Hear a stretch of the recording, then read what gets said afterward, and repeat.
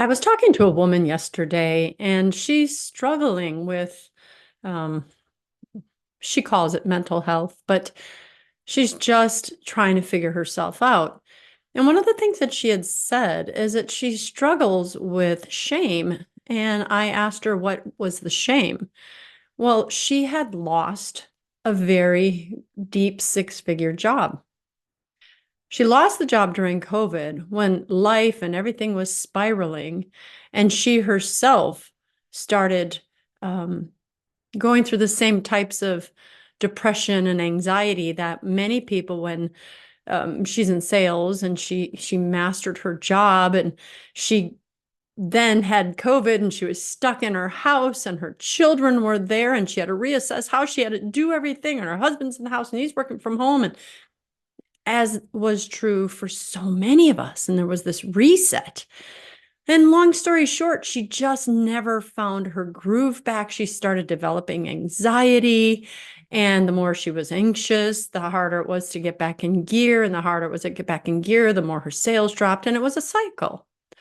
So eventually her boss said, "You have been our most valuable player, but we're going to let you go. But you're welcome to come back when you kind of get the healing you need."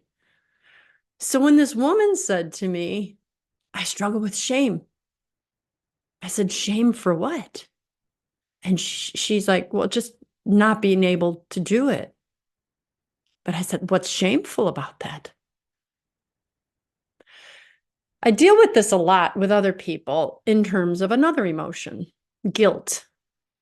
And I'll have people say, "Oh, I feel guilty that I wasn't able to be there to help so and so. I feel guilty that I was at this event and not that event. I feel guilty that I just fill in the blank."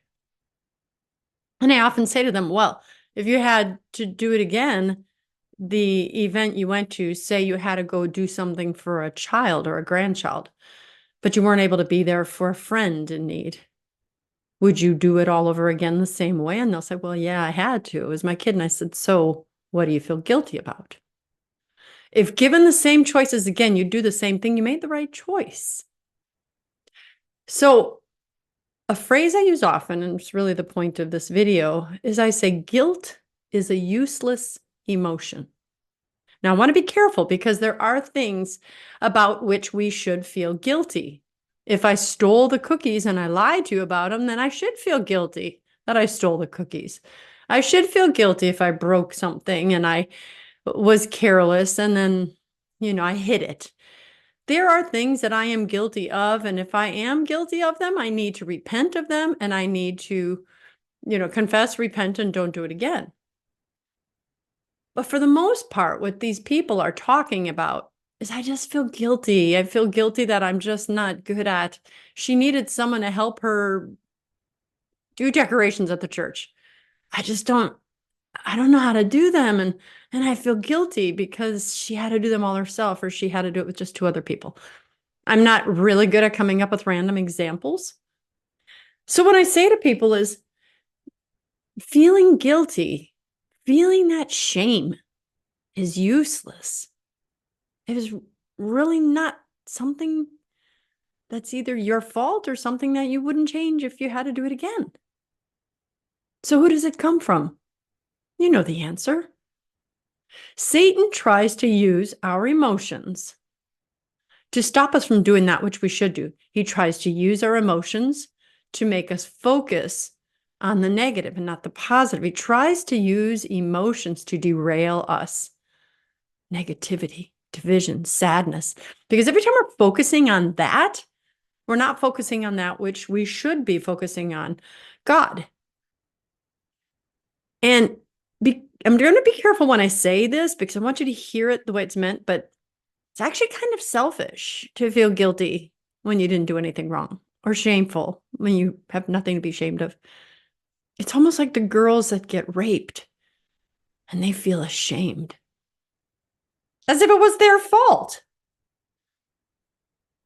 Satan derails. Satan destroys. We all know he wants to steal, kill, and destroy. So he uses that and he twists. But I'm here to say Don't fall for Satan's lies. Start going back into going, okay, if I had to do that all over again, I would have done it the way I did it. Then you know what? Just not going to feel guilty. And that happens a lot with us who are helper people. We want to help everybody. But one of the ways that God has spoken to me is, well, Christine, there's a little bit of, anyway, when God speaks to me, it was nicely, but it's like there's arrogance in there if I think I can save the whole world. There's so many people that call me that want help with their marriages. I currently have 43 people waiting for the past month. And I sometimes feel guilty, and maybe I should, because I said, call me, contact me. And I should say to people, there's going to be a long delay. But then God reminds me, Christine, you can't save the world. Even I tried to save the world, and not everybody took the salvation that I gave freely. You, Christine, just save the slice that I give you. Just save that group of people. And you're just not that good that you should be able to be the God for all these people. If you can't be there, someone else will. Now, there might be a lesson in the fact that they contacted me and I just haven't been able to get back to them. But do you see my point? Each of us is only given so much time, so much energy, so much wisdom, so much knowledge. And we must do our best within that. And everything else, it's not yours to worry about. So if you are doing the best you can with what you have for your family, doing the best you can with what you have with your friends, you're keeping your priorities straight. Some things are going to slip through the cracks. But don't feel guilty for something you just weren't intended to do. Don't feel shame if you have nothing to be ashamed of. If you lost your job, it wasn't your choice, and you were doing the best you could with what you had. Like this lady, she tried every day. She kept going in. She kept trying to figure herself out and try to figure her head out. And let me try and think differently here. Let me try to think differently there. There's nothing to be ashamed of. So tell Satan to go back to hell, where he is going to be for the rest of eternity. You turn your eyes, you fix them back on Jesus, and say, Jesus, I trust you. I will do everything I can to help my mind stay focused on you and doing only that which you called me to do. Help me not to feel ashamed of anything that I did that wasn't shameful, or guilty about anything that I shouldn't feel guilty about. Does this help? I hope so.